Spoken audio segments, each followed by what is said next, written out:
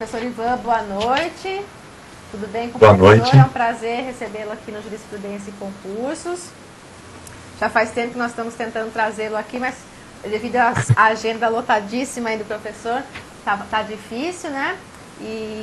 Mas hoje nós estamos muito felizes em receber o professor justamente para comentar a lei nova 12.433, que foi publicada dia 30 agora, né, ontem, e Isso. que fala sobre a nova lei de remissão. E o professor vai comentar aí a modificação nos quatro artigos da Lei de Execução Penal. Certo, professor? Seja muito bem-vindo aqui. Obrigado, Tânia. É um prazer estar aqui nesse espaço, no Jurisprudência e Concursos. Eu acompanho sempre esse site porque, como os colegas perceberam, ele está muito bem atualizado. Uma lei que foi publicada no dia 30, comentamos no dia 30, gravamos hoje no dia 1º, já estamos aqui falando novamente a respeito dessa lei. É uma lei que aparentemente ela é simples, né? 4 artigos da LEP mudaram, 126, 127, 128, 129. Aparentemente ela é uma lei tranquila, porque ela veio consolidar o que a jurisprudência já estava fazendo, o que já estava acumulado, mas, como vamos ver aqui hoje, não é bem assim. É uma lei que vai trazer uma série de situações complicadas para as varas de execução penal, as varas de execução criminal do país, muito trabalho para os advogados e defensores. Então, você que vai prestar concurso para a OAB, para a defensoria, tem que ficar ligado nisso, porque as novidades, elas acarretam uma série de medidas que precisam ser postuladas, inclusive pelo Ministério Público, que vai ter mais trabalho, e principalmente pelo juiz da vara das execuções penais ou criminais, depende do estado, ela tem uma nomenclatura diferente. Então, essa lei ela foi publicada no dia 30 e ela entrou em vigor imediatamente. Não tem vacatio legis. Então, o que é legal dessa lei? Primeira grande informação que eu preciso passar para os senhores é a seguinte: essas regras que modificaram a lei de execução penal são regras de natureza penal. Por quê? Porque elas mexem com prisão, elas mexem com pena. Então são regras de natureza jurídica penal. O que significa isso? Regras de natureza penal, os senhores sabem, se ela é mais benéfica, ela retroage. Se ela retroage, ela atinge fatos pretéritos. Então, depois da explicação, que vou apresentar para os senhores as grandes novidades dessa lei, aí sim nós vamos começar a trabalhar com essa questão. Ela pode retroagir para atingir todos aqueles fatos anteriores? Já adianto para os senhores que nós temos, eu e o Luiz Flávio Gomes, hoje comentamos essa lei, nós defendemos que sim, ela pode retroagir.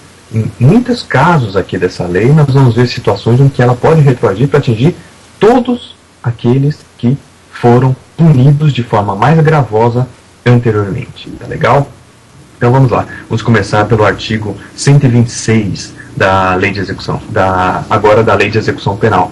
Nós falamos Lei 12.433, mas essa é uma lei alteradora, ou seja, ela vai modificar os artigos da Lei de Execução Penal. Então, quando você for estudar a Lei de Execução Penal, porque ela está no edital do seu concurso, aí você tem que prestar atenção nesses 4 artigos. A sua lei tem que estar atualizada, ela tem que ter sido alterada pela Lei 12.433, tá legal? Então, artigo 126 da LEP.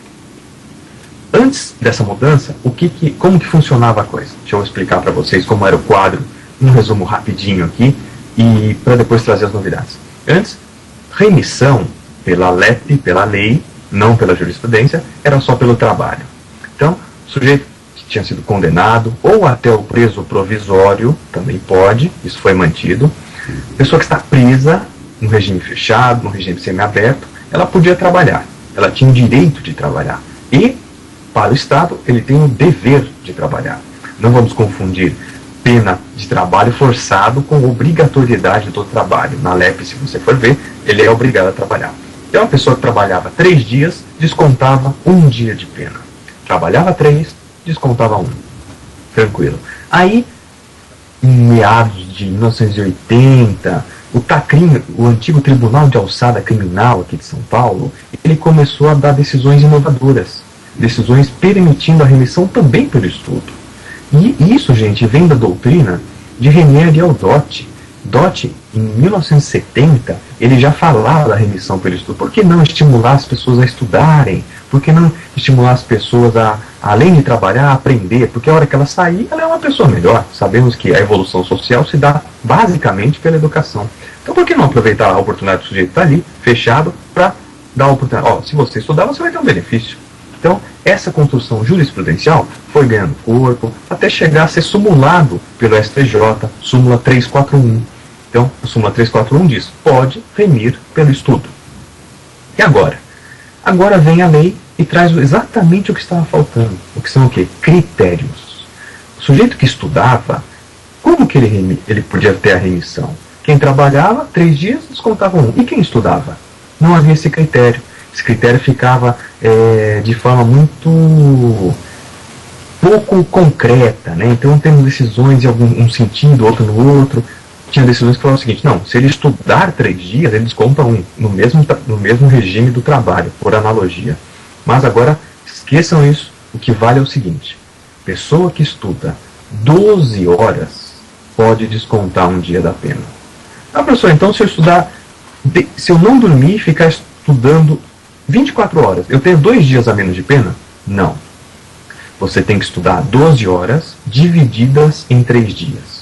Então, se você estudar 4 horas na segunda, 4 horas na terça e 4 horas na quarta, 3 dias, soma 12 horas, desconta 1 dia da pena, tá? Então, também tem que seguir essa regra. E por que, professor, que eles fizeram desse jeito, 12 horas divididas em 3 dias? Para compatibilizar a possibilidade do trabalho e do estudo.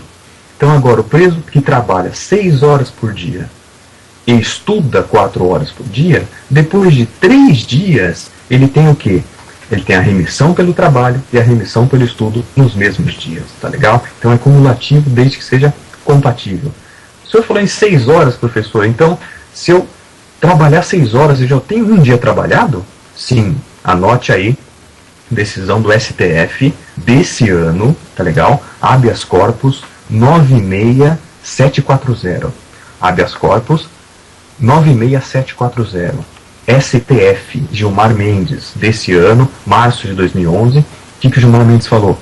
Vale 6 horas de trabalho para uma jornada de trabalho. Então, o sujeito trabalhou 6 horas. 6 horas. 6 horas, pode remir. Tá legal? Isso pelo trabalho.